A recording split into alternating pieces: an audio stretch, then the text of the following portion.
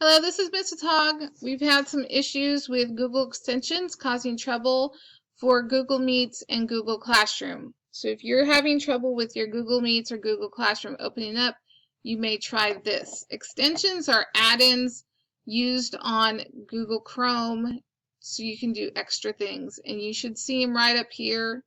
If you click on the little puzzle piece, it'll give you a list of what's being done. You can click unpin extension, meaning it won't ever show up here. Another way to disable it, this means it won't start up automatically, and this is what I suggest you do, is you go to the three little dots in the top right hand corner, go down to settings.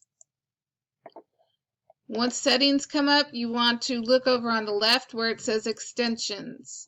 This is going to show you everything that you have, all the extensions you have. Anything with a bright blue slider means it will turn on every time you open up Google Chrome. Let's say I want to turn this off. I just slide it off. If it's an extension I know I don't ever need and not sure, I can just hit remove, and that way it's nothing extra that'll take time to open up. So the more you have closed, usually the easier it is for Google Classroom and Google Meets to open. Also, if you notice, as I'm sliding these off, my icons are disappearing. When I slide them back on, they show back up.